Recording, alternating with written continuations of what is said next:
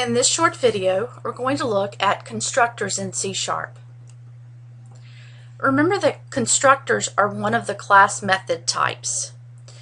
They are always executed when an object of whatever the class type is created.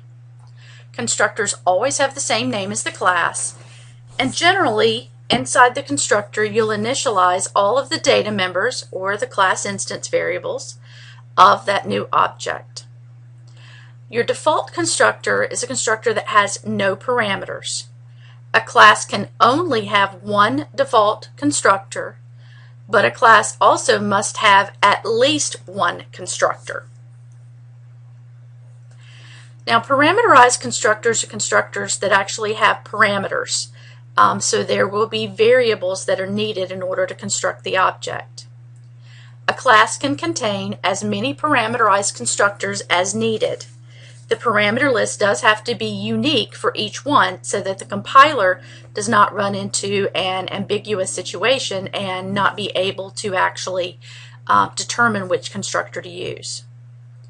A signature is simply the method name with its list of parameters. Now, when you declare or instantiate or construct an object, the computer uses one of the class's constructors to initialize that object's variables. If there's more than one constructor, again, the compiler will look at the parameter list. It looks for a match in the order, the data type, and the number of parameters. Again, your constructor has to have the same name as your class. The syntax for creating a default constructor is keyword public, and again that's the accessor so that you can actually create an object, and then whatever the class name is, again it has to be the exact same thing as your class, and then parentheses.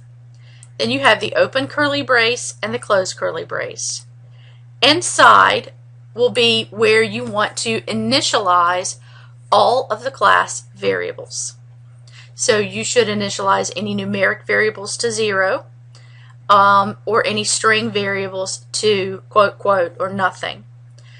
If there is something else that you want to set as the initial values, then this is where you would set them. So here's an example of a default constructor. We have public and then whatever the class name is, the parentheses, open curly, and then dbowoot, which is just a random variable name, equals 0.0 semi. So assuming that dbowoot is the class's variable, then I've initialized the variable and then close quotation mark. So if I created an instance of this object, then I would just say class name, my object name, equals new class name, and then it would automatically use the default constructor. Now below is an example of a parameterized constructor where I have double dbowoot set up as a parameter in this case. So if I have public and then class name, this value is going to come in from where I construct the object, and then it's going to be used to set the class variable. So it's always class equals local, because that value is coming in and then I'm using it to set. So it's always going to be the class instance variable is equal to whatever the local parameter is. And then of course my semicolon and my closing curly brace. So here's an example, public class game, and then I have private int score, private string name, and private bool turn. These are my class instance variables.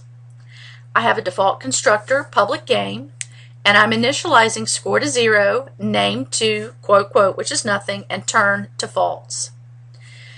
In the second one, I have a parameterized constructor where I am actually going to take all of the information for the score, the name, and the turn.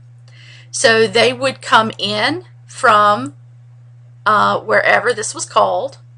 It would then load those values into S, N, and T, and they would in turn set the class variables that are up here and part of my class.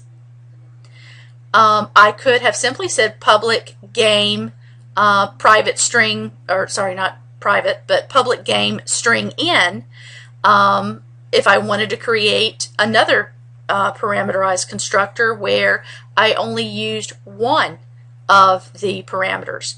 In that case, I might have something that said public game string in, and then name equals in, score equals 0, and turn equals false. You should try to set initial values for all of the private class variables, whether you are getting them in from the parameter list or not. That's it for constructors in C#.